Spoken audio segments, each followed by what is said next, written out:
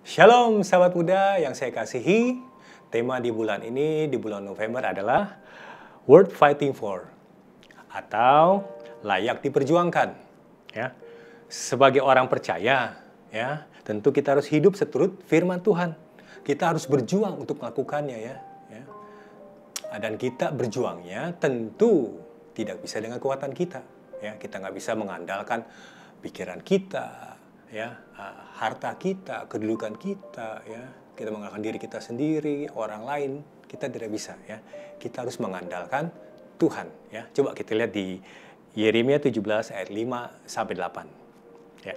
Ayat 5, Yeremia 17 ayat 5 berbunyi, "Beginilah firman Tuhan, terkutuklah orang yang mengandalkan manusia, yang mengandalkan kekuatannya sendiri, dan yang hatinya menjauh dari Tuhan. Ia akan seperti semak bulus di padang belantara. Ia tidak akan mengalami datangnya keadaan baik. Ia akan tinggal di tanah yang angus, di padang gurun, di negeri padang asin yang tidak berpenduduk." Ya, di sini dibilangnya ayat 5 dan 6, ya. Kalau orang yang tidak orang yang mengandalkan dirinya sendiri, ya, hasilnya apa? Ya seperti semak belukar, ya. Di padang belantara, ia tidak akan mengalami datangnya keadaan baik, ya. Ia akan tinggal di tanah yang angus, padang gurun, di negeri padang asin yang tidak berpenduduk, ya. Orang yang mengandalkan diri sendiri adalah orang yang terkutuk, ya. Tetapi kita lihat yuk di ayat 7 dan 8-nya, ya. Diberkatilah orang yang mengandalkan Tuhan, ya, yang menaruh pengharapannya kepada Tuhan. Ia akan seperti pohon yang ditanam di tepian air, ya, yang merambatkan akar-akarnya ke tepi batang air dan yang tidak mengalami datangnya panas terik, yang daunnya tetap hijau, yang tidak khawatir dalam tahun kering dan yang tidak berhenti menghasilkan buah. Ya, kita lihat di sini, ya. Orang yang mengandalkan Tuhan, ya, yang naruh pengharapannya kepada Tuhan, ya, seperti pohon ditanam di tepian air, ya, merambat akar-akarnya ke tepian batang air dan yang tidak pernah mengalami datangnya, tidak mengalami terik panas, ya, datang terik panas, daunnya tetap hijau, yang tidak khawatir dalam tahun kering dan tidak berhenti menghasilkan buah, ya, produktif, berhasil, ya. Oleh itu kita perlu, ya, untuk melakukan sesuatu yang kita perjuangkan, itu hidup seturut kehendak firman Tuhan. Kita harus perlu Tuhan, ya.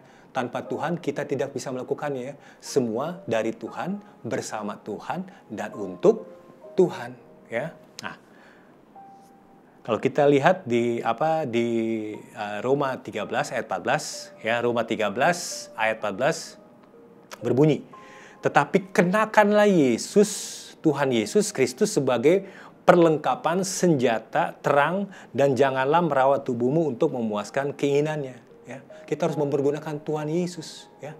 Kita harus mengandalkan Tuhan Yesus, kita harus berharap kepada Tuhan Yesus, ya. Sekali lagi, jangan berharap kepada kita manusia, diri kita sendiri atau orang lain, ya. Seperti Yeremia, ya, terkutuklah, ya.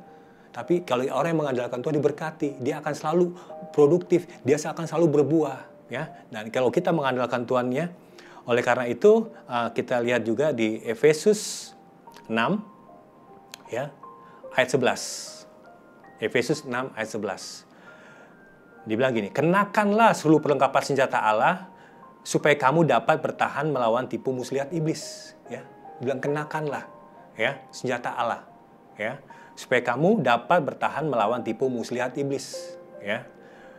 Ayat 12. "Karena perjuangan kita bukanlah melawan darah dan daging, tetapi melawan pemerintah-pemerintah, melawan penguasa-penguasa, melawan penghulu-penghulu dunia yang gelap ini, melawan roh-roh jahat di udara." Ya, jadi lawan kita adalah iblis. Ya, oleh karena itu kita perlu Tuhan. Ya. Tadi pertama di ayat 11 untuk bertahan, ya. Dan di ayat 13, "Sebab itu ambillah seluruh perlengkapan senjata Allah, ya, supaya kamu dapat mengadakan perlawanan pada hari yang jahat itu dan tetap berdiri sesudah kamu menyelesaikan segala sesuatu." Ya, kembali lagi diingatkan untuk, ya, mengambil perlengkapan senjata Allah, ya. Perlengkapan senjata Allah sama juga, ya, yang kayak tadi di Roma 13, ya. Perlengkapan senjata terang, ya. Allah itu terang.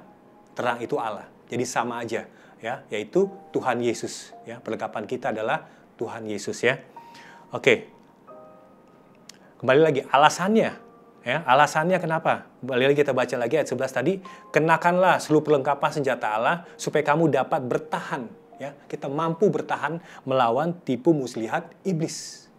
Ya, kita dapat bertahan melawan tipu muslihat iblis. Dan yang kedua tadi ayat 13, ya, alasannya sebab itu ambillah seluruh perlengkapan senjata Allah supaya kamu dapat mengadakan perlawanan pada hari yang jahat itu dan tetap berdiri. Sudah kamu menyelesaikan segala sesuatu. Ya, tadi di ayat 11 kita bertahan, di ayat 13 ya dibilang supaya kamu dapat mengadakan perlawanan ya pada hari yang jahat itu dan tetap berdiri sesudah kamu menyelesaikan segala sesuatu. Ya, artinya kita menang. Kita tetap berdiri, kita menang ya. Kita bertahan ya, kita melawan dan kita menang. Ya, kalau kita mempergunakan perlengkapan senjata Allah yaitu Tuhan Yesus ya.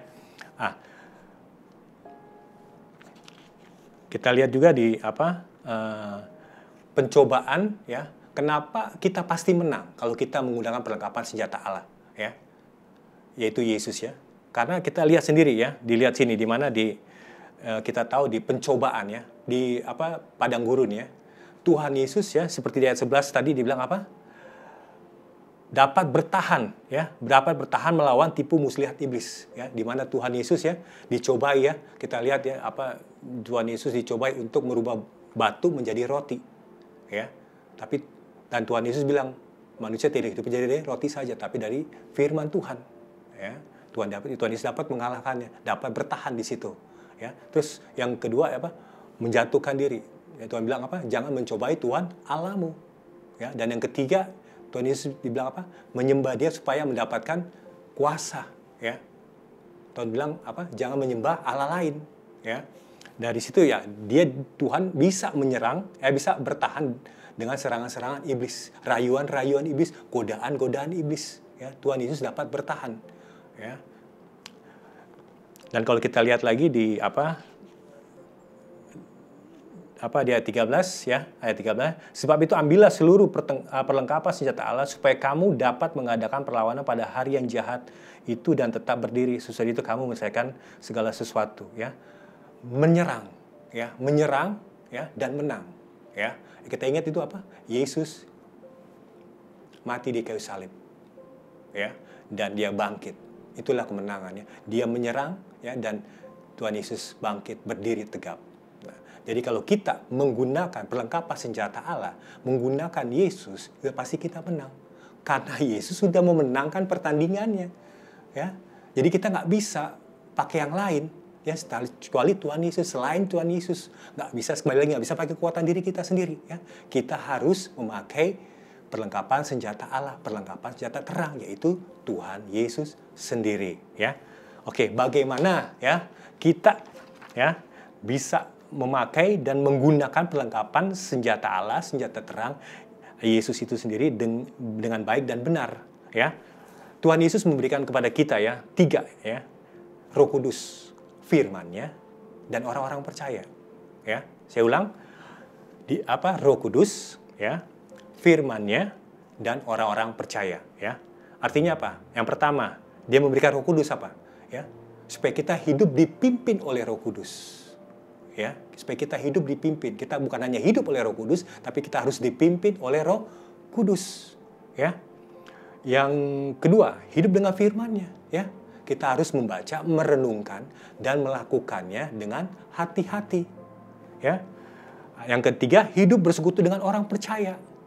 Ya, itu harus kita harus cari. Ya, dimanapun kita berada, ya, kita harus mencari persekutuan, ya, orang percaya. Ya. Di situ kita akan diajar, di situ akan kita dikuatkan ya. Di situ dan bahkan kita bisa menguatkan orang-orang di situ ya. Sehingga dalam persekutuan itu kita menjadi orang-orang yang kuat ya dalam Tuhan. Ya, kita berakar, bertumbuh dan berbuah ya. Sekali lagi ya.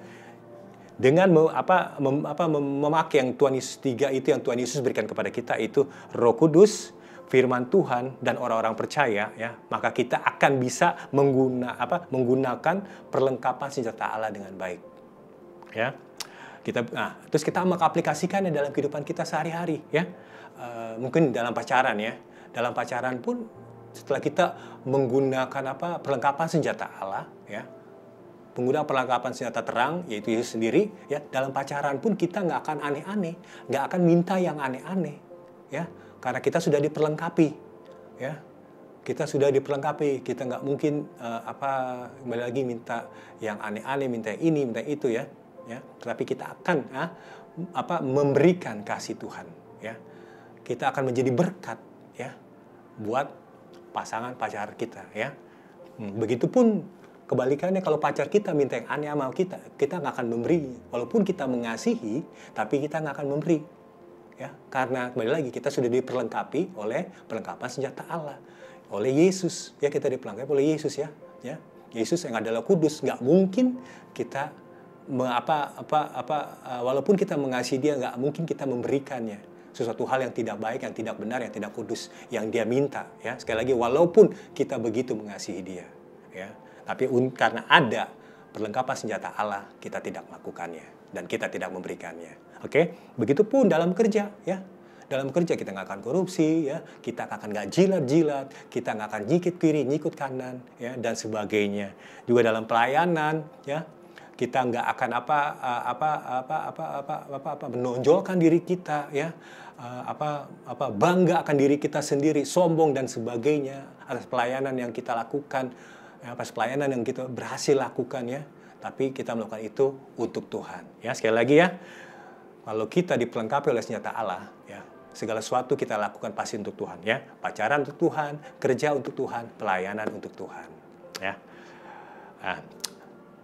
Tapi kita ingat, ya, seperti kita memakai yang biasa memakai senjata dunia, terus memakai perlengkapan senjata Allah, ya. Pasti ada prosesnya, ya. Kita nggak akan langsung bisa, ya. Ada prosesnya, kita nggak akan langsung bisa, ya. Ada prosesnya, ya. Oleh karena itu kita harus ikut prosesnya, ya.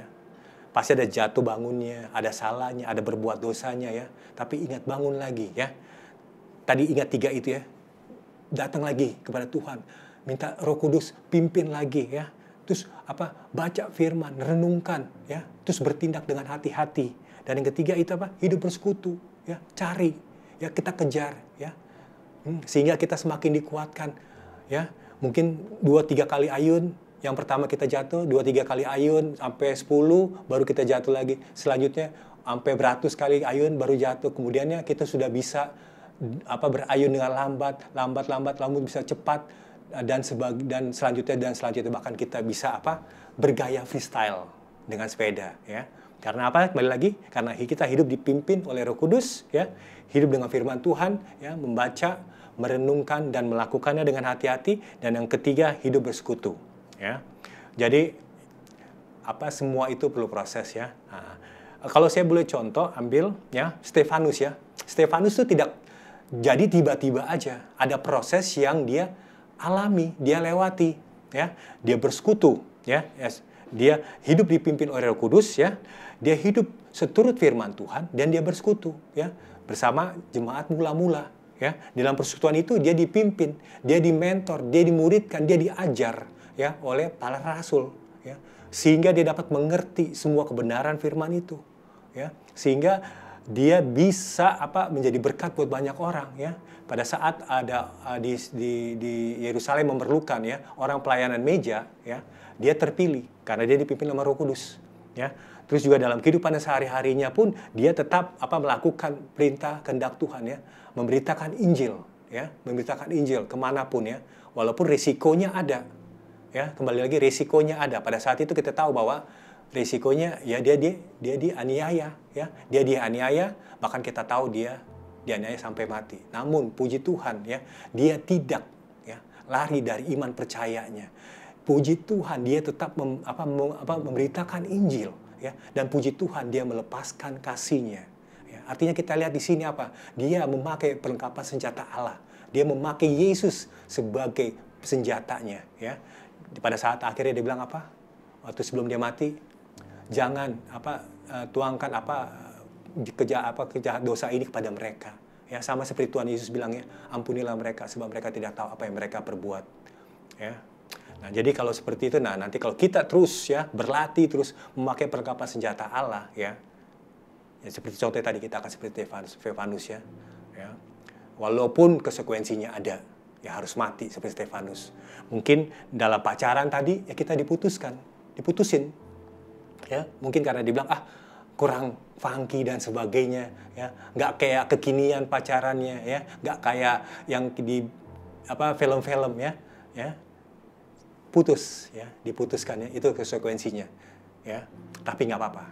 Dalam keputusan kita sedih, ayo kita cari Tuhan lagi, ya, kita hidup terus sama Tuhan, pimpin Roh Kudus, pimpin terus, ya, baca firman, bersekutu lagi, kita akhirnya kuat bangkit lagi, ya, dan juga dalam pekerjaan, ya, dalam pekerjaan konsekuensinya juga ada, ya, mungkin kita nggak disukai sama tim kerja kita, mungkin kita akan dipecat dari pekerjaan kita, ya, tapi kita tetap bisa menjalankan kehendak Tuhan, ya, kita akan kembali lagi dikuatkan, ya, dengan Roh Kudus, pimpinan Roh Kudus, ya, dengan firman-Nya dan persekutuan dengan orang percaya, ya. Begitupun juga dalam pelayanan, ya. Kita udah nggak lagi tentang diri kita, tapi tentang Yesus semua.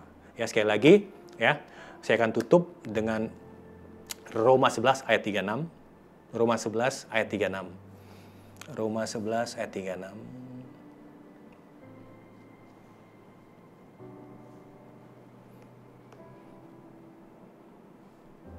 Ya. Sebab segala sesuatu dari Dia dan oleh Dia dan kepada Dia, bagi Dialah kemuliaan sampai selama-lamanya. Ya, kita berjuang, ya, dari Dia, ya, oleh Dia dan bersama Dia, ya. Bagi Dialah kemuliaan sampai selama-lamanya. Mari kita dalam doa. Tuhan Yesus, terima kasih Tuhan Yesus. Engkau teladan kami Tuhan. Bagaimana Engkau memenangkan setiap pertandingan Tuhan, ya. Engkau memperjuangkan kami Tuhan. Engkau memperjuangkan kami Tuhan sampai di kayu salib Tuhan. Oleh karena itu Tuhan, kami memakai Engkau Tuhan sebagai perlengkapan senjata Allah, sebagai perlengkapan senjata terang Tuhan. Sehingga kami yakin dan percaya kami pun akan menang Tuhan. Dalam situasi apapun kami akan menang Tuhan. Seperti Engkau Tuhan memberikan nyawamu Tuhan kepada kami Tuhan. Pada saat kami masih menjadi seterumu Tuhan. Kau memberikan nyawamu pada kami Tuhan. Mati untuk kami Tuhan. Pada saat kami masih berdosa Tuhan. Dengan itu pun, dengan Engkau Tuhan kami dapat melakukannya Tuhan. Memberikan nyawa kami Tuhan untuk sahabat-sahabat kami Tuhan. Untuk memaafkan, untuk menjadi berkat Tuhan. Bukan buat orang yang baik saja, tapi buat orang yang menyakiti kami Tuhan. Kami akan memberi makan orang-orang yang menyakiti kami Tuhan. Kami akan berdoa buat orang-orang yang menyakiti kami Tuhan. Kami akan menolong mereka Tuhan. Karena Engkau Tuhan yang terlebih dahulu melakukan itu semua kepada kami. Dan Engkau adalah senjata kami, sehingga kami dapat melakukan semua itu Tuhan. Kami akan jadi berkat dalam pacaran kami akan jadi berkat dalam pekerjaan kami akan jadi berkat dari pelayanan kami. Karena kami sudah diberkati oleh Engkau terlebih dahulu Tuhan. Terima kasih Tuhan, terima kasih Tuhan, terima kasih. Kami serahkan kehidupan kami ke dalam tangan pengasihan-Mu. Datanglah kerajaan-Mu, jadilah kehendak-Mu di bumi seperti surga. Di dalam nama Tuhan Yesus Kristus. Amin. Shalom sahabat muda, selamat hari Minggu. Tuhan Yesus berkati.